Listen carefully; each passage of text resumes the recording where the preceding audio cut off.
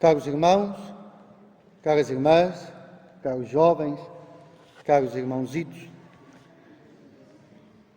um santo e feliz Natal para todos. Este é o desejo que vamos repetir tantas vezes e pedimos ao Senhor que nos conceda verdadeiramente este Natal santo e feliz, daquela felicidade que só o menino de Belém nos pode trazer. Acabamos de escutar esta palavra de Deus que nos é anunciada. E a primeira leitura do livro de Isaías que nós escutamos diz-nos como são belos os pés daquele que anuncia a paz. E quanto é que o nosso mundo tem necessidade de paz? Quanto? Nós pensamos na Ucrânia, quanta necessidade de paz. Mas pensamos quantas guerras por este mundo. E depois, às vezes pensamos nas grandes guerras, mas quantas guerras? Quantas pequenas guerras? Quantas pessoas mortas?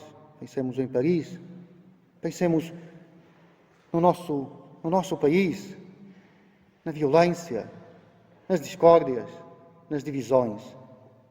Então, este mundo anseia pela paz. E Ele é o príncipe da paz. Só Ele nos pode dar a paz verdadeira. Como são belos os pés daquele que anuncia a paz. E aqui tem uma passagem muito bela. Diz o profeta: rompei todas em brados de alegria, ruínas de Jerusalém, porque o Senhor consola o seu povo e resgata Jerusalém. O Senhor vem com o seu braço, e vai resgatar-te à luz de todas as nações. É interessante. O profeta que fala às ruínas e diz: brota com brados de alegria, porque o Senhor vem salvar-te. Quantas ruínas, quanta desesperança.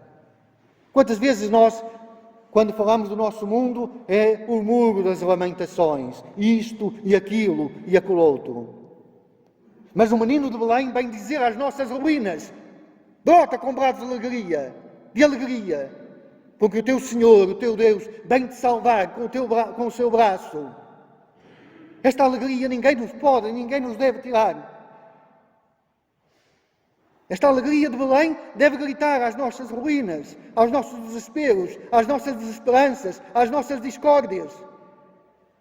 Brota com brados de alegria, porque o Senhor, o teu Deus, habitou as tuas ruínas para as reconstruir. Porque, dizia a segunda leitura, muitas vezes e de muitas formas Deus falou. Deus foi sempre um Deus que procurou a humanidade. Procurou Adão quando se escondeu, procurou Abraão para fazer uma aliança com ele, antes disso, procurou Noé, procurou os profetas, procurou David, é um Deus que procura a humanidade, que não se cansa porque a quer encontrar. Mas como se isso não bastasse, este Deus assumiu a nossa natureza humana. Não sei se fizeram caso ao que dizia a oração de coleta, aquela oração antes das leituras, que dizia: Senhor, que de modo tão admirável criastes o homem, do pó da terra tu criastes-nos, porque nos amaste, e de modo ainda mais admirável nos resgataste. É o Deus que nos cria com amor, e quando nós estragamos tudo, e às vezes nós somos tão bons a estragar, somos piores que as crianças. Quando têm um brinquedo, primeiro brincam, mas depois mexem, daí por 5 minutos já está estragado. Às vezes há crianças assim, mas nós somos piores. De modo admirável nos criaste, de modo mais admirável nos resgataste. E para isso, Deus falou-nos através do seu Filho, com uma linguagem humana. O Evangelho é o prólogo de São João, o início do Evangelho de São João, e aqui há uma síntese de tudo. Isto aqui daria para horas. Eu fiz um curso de uma cadeira de 6 meses e andei 6 meses com o prólogo de João, com o Evangelho que escutamos. E ainda dava para mais. Por isso, se eu vou explicar tudo, no próximo Natal ainda estamos aqui. Terminamos esta missa, começamos a cara do galo, no próximo ano. Mas o prólogo de São João começa, no princípio era o verbo. Em grego é inarche ontologos. E no princípio, você recorda-vos alguma coisa? Sabeis qual é o livro da Bíblia que começa no princípio? Qual é? Muito bem, o Gênesis. No princípio Deus criou o mundo. E São João começa no princípio, porque é um novo princípio. Este princípio de Jesus é o novo princípio. Inarche, em grego, ontologos. Não vou estar agora aqui em grego, mas logos. É uma palavra, a palavra logos em grego pode querer dizer pensamento, projeto ou palavra. Isto é importante. Isto é importante.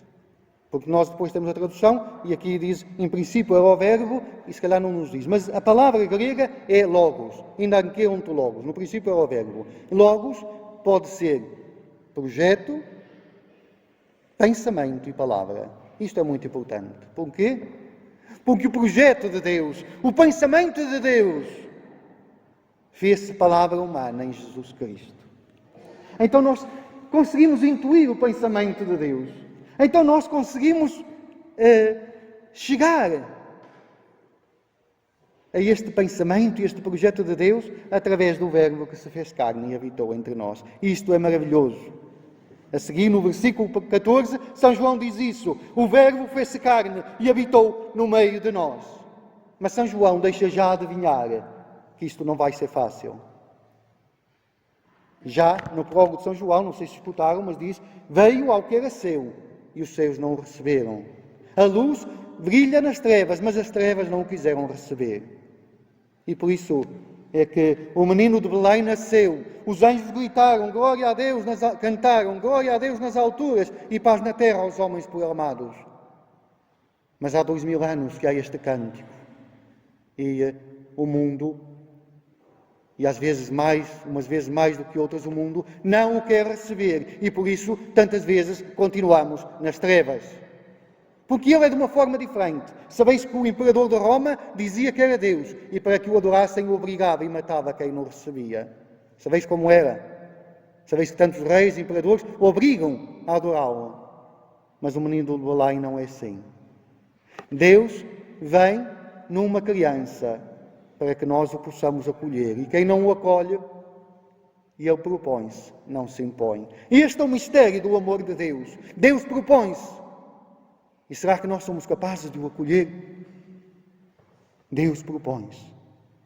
E nós hoje viemos aqui, vamos receber o menino de Belém e depois tem que cuidar dele, para que ele cresça, para que ele continue no vosso coração. O Deus que assume a fragilidade.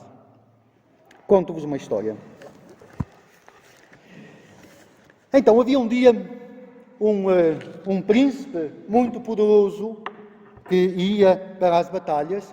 E um dia, enquanto andava nas batalhas no meio do campo, conheceu uma camponesa muito bonita e apaixonou-se por ela. O príncipe, o grande príncipe, muito poderoso, que se apaixona por uma camponesa. E ele disse, como é que eu vou fazer? Porque se vou, ela tem medo de mim. Ou pensa que eu sou como os outros homens. Ela é muito bonita, mas eu quero só usá-la. Quero-me aproveitar dela. Ou então, aceita-me porque tem medo de mim, mas no fundo não me ama. Como é que eu vou fazer? Como é que eu vou fazer para que me ame? Então, sabeis o que é que fez aquele príncipe? Porque estava apaixonado por esta camponesa. Abandonou o palácio real.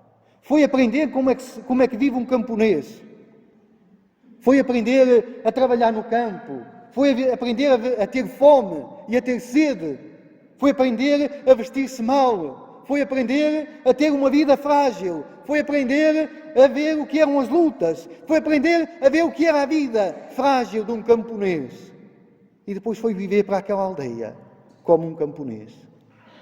E os dois apaixonaram-se e casaram.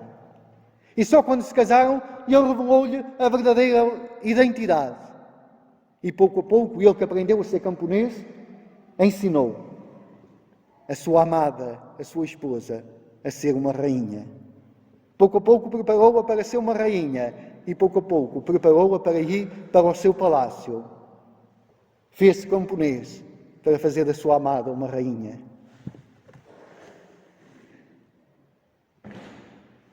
Irmãos e irmãs, este é um mistério do amor de Deus. Isto é bonito, porque Deus fez um de nós, fez um ser humano como nós, para fazer de nós seres divinos, dizia a segunda leitura. Deus que nos amou tanto, que assumiu a nossa natureza humana para fazer de nós pequenos deuses. Isto é maravilhoso. Esta história deste príncipe é a história de Jesus, que se faz um de nós para nos salvar, para nos redimir, para nos ensinar o projeto de Deus, para nos elevar à honra do céu. Isto é maravilhoso. Então, hoje, vamos refletir nesta história maravilhosa de amor e vamos deixar que Deus nos transforme um bocadinho. Seja louvado nosso Senhor Jesus Cristo.